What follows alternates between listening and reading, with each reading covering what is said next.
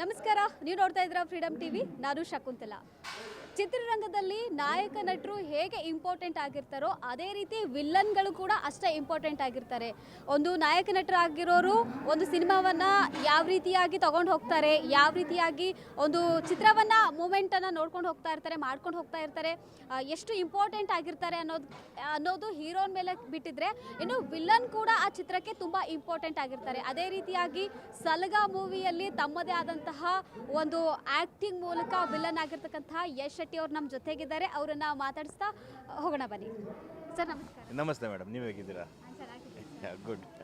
Sir, ಸಲಗದಲ್ಲಿ sir ತುಂಬ ಮಿಂಚಿದ್ರಿ sir. Villain ನಾಯಕ ನಟ ಹೇಗೋ ಸರ್ ಅಷ್ಟೇ ಇಂಪಾರ್ಟೆಂಟ್ ನಿಮಗೂ ಕೂಡ ಸಿಕ್ಕಿದೆ ಸರ್ ವಿಲನ್ ಆಗಿ. ಸರ್ ಮೊದಲಿಗೆ ಆ ಸಲಗ ಮೂವಿಯಲ್ಲಿ ನೀವು ಮಾಡಿದ್ರಲ್ಲ ಆ ವಿಚಾರಕ್ಕೆ ಮಾತಾಡ್ತೀನಿ ಸರ್ ಮೊದಲಿಗೆ.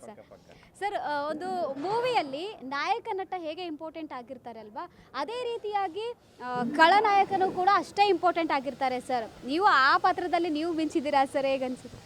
ತುಂಬ ಖುಷಿ ಆಗ್ತಿದೆ, ಯಾಕಂದರೆ ಹೀರೋ ಎಲಿವೇಶನ್ ಸಿಗೋದೇ ವಿಲನ್ಸ್ ಸ್ಟ್ರಾಂಗ್ ಇರ್ತಾರೆ, ಮತ್ತು ವಿಲನ್ಸ್ ನಾವು ಯಾವ ಥರ ತೋರಿಸ್ತೀವಿ ಅದ್ರ ಮೇಲೆ ನಮ್ಮ ಹೀರೋ ನಾವು ಹೆಂಗೆ ತೋರಿಸ್ಬೇಕು ಅನ್ನೋದು ಗೊತ್ತಾಗುತ್ತೆ. ಸೊ ಆ ಥರ ಬಂದಾಗ ನಿಮ್ಗೆ ಗೊತ್ತು, ಇಲ್ಲಿ ಬಿದ್ದಿದೆಯಲ್ಲ ಈ ಥರ ಎಲ್ಲ ಕೇಕೆಗಳು, ಚಪ್ಪಾಳೆ, ಏನೋ ಸಿಳ್ಳೆ ಇದೆಲ್ಲ ಕೇಳಿಸುತ್ತೆ. ಅಂದರೆ ಒಬ್ಬ ವಿಲನ್ನ ತುಂಬ ಚೆನ್ನಾಗಿ ತೋರಿಸಿದ್ರೆ ಸೊ ಹೀರೋ ತುಂಬ ಚೆನ್ನಾಗಿ ಕಾಣಿಸ್ಕೋತಾರೆ ಅನ್ನೋದನ್ನು. ಸಲಗ ನಿಮ್ಗೆ ಗೊತ್ತು, ತುಂಬ ರಿಯಲಿಸ್ಟಿಕ್ ಆದಂಥ ಮೂವಿ.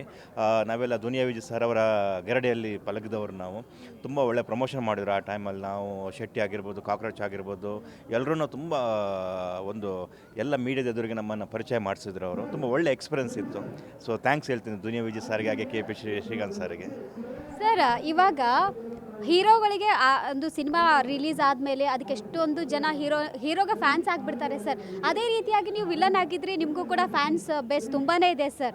ಎಷ್ಟು ಖುಷಿ ಆಗುತ್ತೆ ಸರ್, ವಿಲನ್ಗೂ ಕೂಡ ಅಷ್ಟೇ ಫ್ಯಾನ್ ಬೇಸ್ ಇರುತ್ತೆ ಅನ್ನೋದು ನಿಮಗೆ ಎಷ್ಟು ಹೆಮ್ಮೆ ಅನಿಸುತ್ತೆ ಸರ್? ತುಂಬ ಖುಷಿ ವಿಚಾರ ಅಲ್ವಾ. ಈಗ ನಾವೆಲ್ಲ ಈಗ ಆ್ಯಕ್ಟಿಂಗ್ ಮಾಡಿ ಬರಬೇಕಂತ ಯಾಕೆ ಅಂದ್ಕೋತೀವಿ, ನಮ್ಮನ್ನು 4 ಜನ ನೋಡಬೇಕು, ನಮ್ಮ ಜೊತೆ ಬಂದು ಫೋಟೋ ತಗೋಬೇಕು, ನಮ್ಮನ್ನು ನೋಡ್ತಾ ಇರಬೇಕಂತ ನಾವು ಅನಿಸಿರುತ್ತೆ. ನಮ್ಗೆ ಯಾವುದೋ ಒಂದು ಚಿಕ್ಕ ವಯಸ್ಸಲ್ಲಿ ಬೇರೆ ಯಾರು ಆ್ಯಕ್ಟ್ರ್ ನೋಡಿದಾಗ ಆ ಥರ ಅನಿಸಿರುತ್ತೆ. ಸೊ ಅದೊಂದು ವಿಶಿಷ್ಟವಾದ ಅನುಭವ ಅದನ್ನು. ಯಾಕಂದರೆ 4 ಜನ ಬಂದು ಸರ್ ಫೋಟೋ ಅಂತ ಕೇಳೋದು, ಅಥವಾ ತುಂಬ ಚೆನ್ನಾಗಿ ಮಾಡ್ತೀರಾ, ಇನ್ನು ತುಂಬ ಒಳ್ಳೆ ಆ್ಯಕ್ಟಿಂಗ್ ಮಾಡಿ ಅಂತ ಅವ್ರು ಹೇಳ್ತಿರೋದು, ಯಾರ್ಯಾರು ತಾಯಂದಿರು ಬಂದು ನಿಮ್ಮನ್ನು ಅಲ್ಲಿ ನೋಡಿದೆ, ಇದರಲ್ಲಿ ನೋಡಿದೆ ಅಂತ ಹೇಳೋದು ಖುಷಿ ಆಗುತ್ತೆ. ಯಾಕಂದರೆ ಅವರ ವಿಶ್ವಾಸ, ಅವರ ಆಶೀರ್ವಾದ ನಮ್ಮ ಮೇಲೆ ಸಿಕ್ಕಿದಷ್ಟು ನಮ್ಮ ಆ್ಯಕ್ಟಿಂಗ್ ಮೇಲೆ ನಮಗೆ ಕಾನ್ಫಿಡೆನ್ಸ್ ಜಾಸ್ತಿ ಆಗುತ್ತೆ. ಸೊ ಈಗ ಇಲ್ಲಿ ಬಂದು ನಿಂತರ ತುಂಬ ಜನ ಬಂದು ಮಾತಾಡ್ತಾರೆ, ಸರ್ ನಿಮ್ಮ ಆ ಮೂವಿ ಆಯುಷ್ಮಾನ್ ಬಾಬ ಅಥವಾ ಏಕಲವ್ಯ ಆಗಿರ್ಬೋದು, ಗೌಳಿ ಆಗಿರ್ಬೋದು, ಪ್ರತಿಯೊಬ್ಬರು ಎಲ್ಲ ಮೂವಿ ನೋಡಿರಲ್ಲ, ಎಲ್ಲ ಒಂದೊಂದು ಮೂವಿ ನೋಡಿರ್ತಾರೆ. ಅವರೆಲ್ಲರೂ ಬಂದು ಪ್ರತಿಯೊಂದು ಮೂವಿ ಬಗ್ಗೆ ಮಾತಾಡಬೇಕಾದ್ರೆ ನೋಡೋಕೆ ಖುಷಿ ಆಗುತ್ತೆ ಮೇಡಮ್. ಸರ್, ಇವಾಗ ಖಳನಾಯಕನಾಗಿ ಮಿಂಚ್ತಾ ಇರ್ತೀರಾ ಸರ್.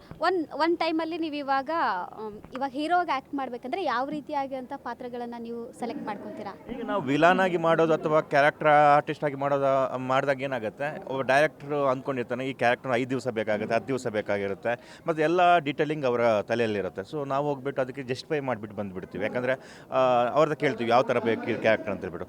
ನಾವೇ ಹೀರೋ ಆಗಿ ಮಾಡೋದಾಗ ತುಂಬ ಪ್ರಿಪ್ರೇಷನ್ ಬೇಕಾಗುತ್ತೆ, ಸ್ಕ್ರಿಪ್ಟ್ ರೀಡಿಂಗ್ ತುಂಬ ಇಂಪಾರ್ಟೆಂಟು. ಯಾಕಂದರೆ ಅದೇ ಕಥಾವಸ್ತು ಆಗಿರುತ್ತಲ್ಲ ಆ ಕ್ಯಾರೆಕ್ಟ್ರು. ಸೊ ಅದಕ್ಕೆ ತುಂಬ ಟೈಮ್ ಕೊಡಬೇಕಾಗತ್ತೆ, ಮತ್ತು ಒಂದು ಔಟರ್ ಲುಕ್ಕಿಂದ ಇನ್ನರ್ ಲುಕ್ ಮತ್ತು ಔಟರ್ ಲುಕ್ ಎರಡನ್ನು ಚೇಂಜ್ ಮಾಡ್ಕೋಬೇಕಾಗತ್ತೆ.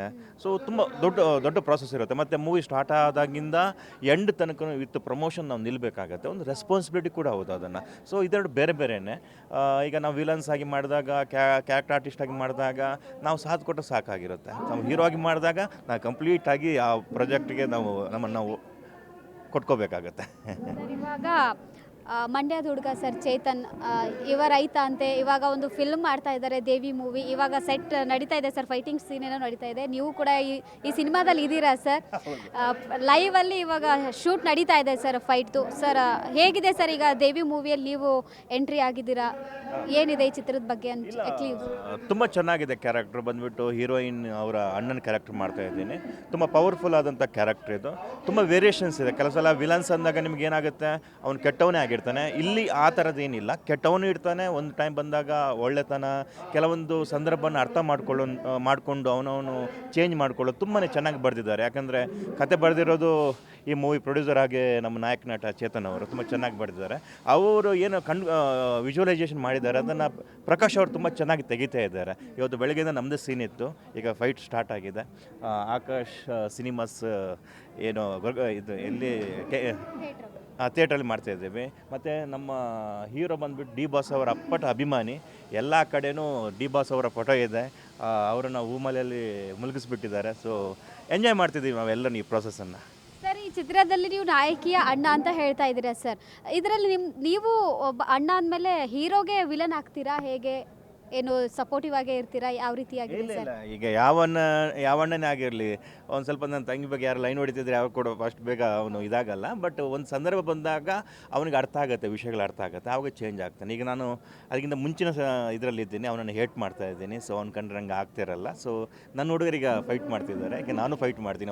ಅವ್ರು ಸೋತು ಬಿದ್ದಾಗ ನಾನು ಹೋಗ್ತೀನಿ ಈಗ ಹಂಗಿದೆ. ಸೊ ಒಂದು ಟೈಮ್ ಬಂದಾಗ ರಿಯಲೈಸೇಷನ್ ಮಾಡುವಂಥ ಒಂದು ಏನೋ ಸಂದರ್ಭ ತುಂಬ ಚೆನ್ನಾಗಿದೆ. ಅದನ್ನು ತುಂಬ ಚೆನ್ನಾಗಿಟ್ಟಿದ್ದಾರೆ ಹೀರೋ ಹಾಗೂ ಡೈರೆಕ್ಟರ್ ಇಬ್ಬರು. ಇದೆ ಆಗಲೇ ಆಯಿತು ನಮ್ಮದು ಸ್ವಲ್ಪ. ಈಗ ಬೇರೆ ಬಿಟ್ಟು ನಡೀತಾ ಇದೆ. ಇನ್ನು ಸ್ವಲ್ಪ ಹೊತ್ತಿಗೆ ನಾನೀಗ ಮತ್ತೆ ಜಾಯ್ನ್ ಆಗ್ತೀನಿ, ನಂದು ಕೂಡ ಇದೆ ಈಗ. ನೀವು ಸ್ವಲ್ಪ ಮತ್ತೆ ನೀವು ಇದ್ರೆ ಮತ್ತೆ ನಾನು ಪೆಡ್ತೀನಿ ನೋಡ್ಕೊಂಡು ಹೋಗ್ತೀರಾ ನೀವು. ಸರ್, ಇವಾಗ ಚಿತ್ರದ ಬಗ್ಗೆ ಸರ್, ಒಂದು ಚಿತ್ರತಂಡದಲ್ಲಿ ನೀವು ದೊಡ್ಡ ದೊಡ್ಡ ಸ್ಟಾರ್ ಜೊತೆ ಮಾಡಿದ್ದೀರಾ. ಸೊ ಫಸ್ಟ್ ಮೂವಿ ಚೇತನ್ ಅವ್ರದ್ದು.